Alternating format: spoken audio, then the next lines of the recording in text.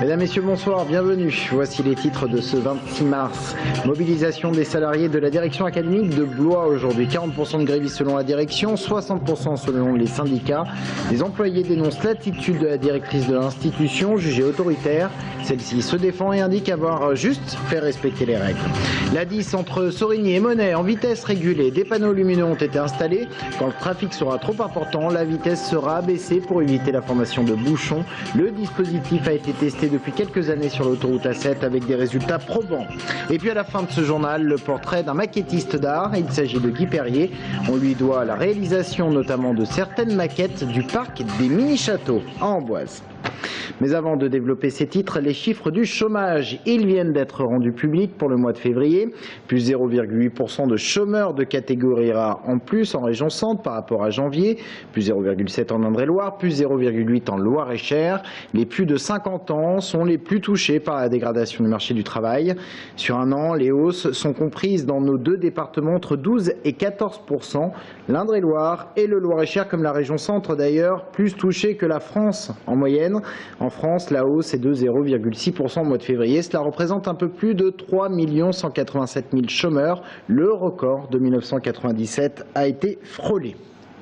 Que se passe-t-il à la direction académique de Blois? Des salariés se sont mis en grève aujourd'hui pour dénoncer l'attitude de la direction, incarnée par une femme qui est jugée autoritaire. Ils demandent son renvoi. La directrice, de son côté, estime faire son travail et ne demander, je cite, à ses employés que d'appliquer les règles. Les explications, Brian Bock. Ils étaient une cinquantaine ce matin, tous rassemblés devant la direction académique de l'éducation nationale à Blois. Le personnel en grève, également soutenu par leurs collègues d'autres services de l'académie, dénonce des conditions de travail difficiles liées à leur direction. Une certaine forme de gouvernance, qu'on va dire, parfois un autoritarisme très fort. Des congés de maladie, des gens qui font des dépressions. Et moi j'ai eu honnêtement très peur pour une collègue vers un geste fatal. Il y a un climat très malsain, il y a des gens qui sont en grande souffrance. Par ces mots, c'est la directrice académique qui est directement mise en cause. Selon les syndicats, depuis son arrivée, 2 secrétaires ont quitté le service. La FSU l'accuse de pratiquer des méthodes de management lourdes et pesantes. La solution, nous la réclamons auprès de Monsieur le ministre de l'Éducation nationale. Pour nous, il n'y en a qu'une. Il s'agit du départ de notre directrice académique. Après s'être regroupés devant la direction académique, les grévistes ont manifesté dans les rues de Blois et se sont rendus à la préfecture. Le préfet a reçu une délégation pendant plus d'1 heure. Dans l'après-midi, les secrétaires syndicaux ont également rencontré la rectrice à Orléans. La directrice académique, quant à elle, soutenue par le préfet et par le rectorat, s'explique. Ce qui m'a valu cette impopularité, je ne vous le cache pas, beaucoup de personnel était sorti des lois et règlements de cette maison et n'appliquait pas forcément les consignes ministérielles systématiquement. Il y avait des refus, des blocages. Et j'ai demandé et j'ai fait en sorte que ces personnels rentrent dans l'application de tout fonctionnaire. Et moi j'ai même l'impression maintenant qu'on s'attaque plus à ma personne qu'à ma fonction. Aujourd'hui, selon la directrice, 40% de son personnel était en grève. Pour la petite histoire, les directeurs d'académie sont nommés tous les 3 ans. Actuellement, dans sa 3e année, elle devrait donc théoriquement quitter son poste dans les mois suivants. La régulation dynamique de vitesse sur autoroute arrive en Indre-et-Loire. Il s'agit de ces dispositifs qui permettent d'abaisser la vitesse quand le trafic est trop important. Le but étant d'éviter la formation de bouchons. Tronçons concernés sur l'autoroute A10, de la barrière de péage de Monnet au péage de Sorigny. La signalisation est déjà prête à fonctionner. Anaïs Michaud. Une vingtaine de nouveaux panneaux ont fleuri sur la 10 entre les barrières de péage de Monnet et Sorigny. Et pour cause. Ces 34 km d'autoroute sont à présent une section à vitesse régulée. Concrètement, les portions actuellement à 130, 110 et 90 peuvent voir momentanément leur vitesse réduite, respectivement à 110, 90 ou 80 en cas de forte affluence. Le système permet de compter le nombre de voitures, le trafic en amont de notre section. Et donc lorsqu'il établit que le trafic est supérieur à 3000 véhicules par heure, il propose de mettre en place un scénario de régulation dynamique de vitesse plus ou moins fort, selon l'importance du trafic. Si le dispositif est déclenché, les automobilistes devront se fier à la vitesse affichée sur les panneaux lumineux et non au traditionnel.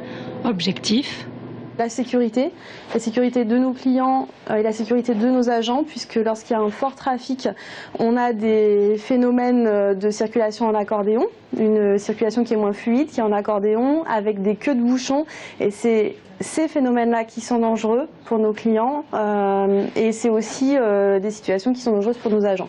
La réduction de la vitesse, qui n'excédera jamais 20 km/h d'écart avec celle normalement autorisée, permettra en outre de réduire les émissions de gaz à effet de serre.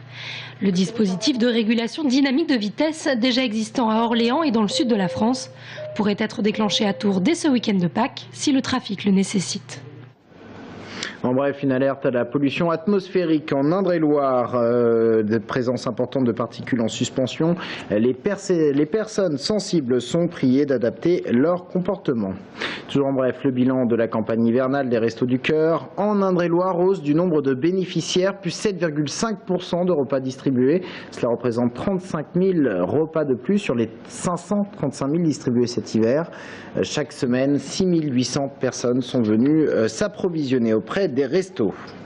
L'économie maintenant, et s'il y a un secteur qui se porte bien actuellement, c'est l'aéronautique, et en particulier Airbus, qui vient de recevoir une commande d'une compagnie indonésienne de plus de 200 avions A320 Neo. La région centre est directement impactée. 200 entreprises sous-traitantes vivent en partie avec l'aéronautique. Problème, elles ont du mal à recruter, faute de formation adéquate. Exemple chez Mecachrome à Amboise, reportage signé Aurélie Renaud.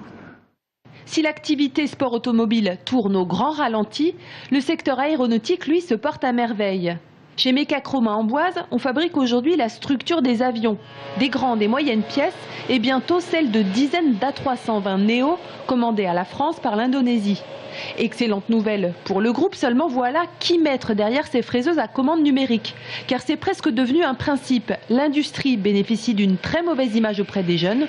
Conséquence, les entreprises ont du mal à recruter. À très court et moyen terme, on a besoin de recruter 150 personnes sur la totalité du groupe.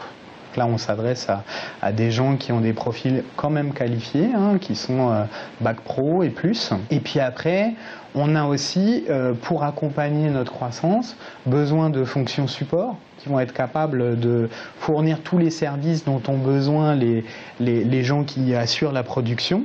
Et puisque l'Airbus A320 Neo semble être le best-seller pour les 10 ans à venir, l'ensemble des sous-traitants d'Airbus devraient être impactés par sa production. C'est le cas pour les 220 entreprises de la région centre spécialisées dans l'aéronautique qui devraient avoir besoin de renforcer leurs équipes. En opérateur, par exemple, comme en numérique, en programmateur, en chaudronnier, des soudeurs. Vous avez des noms un petit peu spécifiques. On parle de rectifieurs, on parle débarbeurs, de mécaniciens aéronautiques. On ne parlera pas de milliers d'emplois, évidemment, mais proportionnellement, on pourra peut-être parler de centaines d'emplois. En l'absence de grands constructeurs, la région centre ne se transformera pas en grande région aéronautique française, mais elle pourrait devenir un pôle majeur du côté de la sous-traitance, un pôle qui emploie aujourd'hui déjà plus de 16 000 personnes.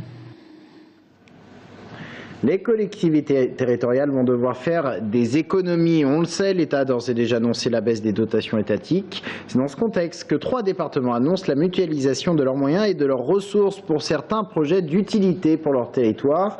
Il s'agit de l'Eure-et-Loire, du Loiret et du Loir-et-Cher. Une convention a été signée vendredi dernier entre les 3 départements. Romain Delville. Cette convention a été signée à la Maison de la Bosse d'Orgères-en-Bosse dans l'Eure-et-Loire, sorte de point de ralliement, carrefour des départements du Loiret, du Loir-et-Cher et d'Eure-et-Loire. Le sens de ce partenariat tripartite, c'est la mutualisation des moyens et des ressources des 3 conseils généraux à des fins d'économie. On sait qu'à terme, on n'a pas besoin d'avoir des services dans tous les domaines. Et qu'un certain nombre de services, du moins, peuvent être mutualisés. Donc, pas aujourd'hui encore le chiffre concret de ce que ça peut ramener, mais c'est clair que sur la politique d'achat, sur la mutualisation de services, on a de vraies économies à terme à trouver. Économiser, tel est le leitmotiv des 3 présidents des conseils généraux signataires. Pour le développement économique de leur territoire, les 3 départements développeront des zones d'activité interdépartementales comme Artenay-Poupry pour l'Eure-et-Loir et le Loiret et Épied-en-Beauce pour les départements du Loiret et du Loiret-Cher. Un triumvirat pour avoir plus de poids face aux investisseurs et lors des appels d'offres. Ce n'est pas encore une communauté de départements, mais c'est une communauté d'achat en termes d'appels d'offres, par exemple. Vous savez, le combustible, les carburants, on le sait, le coût énergie, il va augmenter et inévitablement, inéluctablement, il ne va pas aller en diminuant. Eh bien, en rassemblant nos forces, en faisant en sorte qu'on puisse grouper, mutualiser nos appels d'offres, on va forcément avoir une force de frappe importante. Ainsi, les signataires se défendent de vouloir créer un mini-conseil régional, seulement une entente à 3 pour servir l'intérêt général de leurs conseils généraux respectifs. Quel est le point commun entre la réalisation de certaines œuvres du parc des mini-châteaux d'Amboise et l'entretien des maquettes du Clos Lucé? Eh bien, c'est un homme, Guy Perrier, un maquettiste d'art. La maquette, c'est son travail, sa passion. Son portrait est signé Iseult Berger. La maquette, c'est tout un art pour Guy Perrier. Installé dans son nouvel atelier à Saint-Antoine-du-Rocher, il se consacre à sa passion du modèle réduit. Et un client de choix fait appel à ses services depuis quelques mois, le Clos Lucé. Parce que c'est vrai que les jeunes, quand ils viennent au Clos Lucé, ils ont toujours tendance à toucher. Il y en a qui touchent et puis il y en a qui touchent un peu plus. Voilà, c'est pour éviter les accidents aussi. À disposition des visiteurs, les reproductions des inventions de Léonard de Vinci ont été construites pour le musée il y a plus de 60 ans. Guy Perrier en assure dorénavant la maintenance. On y touche un petit peu, tout le monde y touche un petit peu, puis malheureusement ça arrive à s'abîmer. Alors moi je suis là pour, on me demande de les remettre en état. Pour ce modèle-ci, on a 3 lamelles qui ont disparu, qu'on doit donc y rajouter. Cet ancien ébéniste et maquettiste industriel se revendique comme le spécialiste mondial de la maquette en bois. Grâce à son savoir-faire, il entretient seul les 40 créations du Clos Lucé. On a des projets donc de réalisation de maquettes à l'échelle 1 sur le parc du Clos Lucé. Projet qui n'est pas sans rappeler sa précédente collaboration avec le parc des mini-châteaux d'Amboise, pour lequel il avait réalisé 2/3 des maquettes. Mais Guy Perrier souhaite aussi développer son activité artistique à destination des particuliers. Sachez que vous pouvez vous offrir votre demeure en miniature. Comptez pour cela un budget d'environ 10 000 €. Fin de cette édition, merci de l'avoir suivi. Dans un instant, Pierre Texier, notre invité, il est adjoint au maire de Tours. Restez avec nous.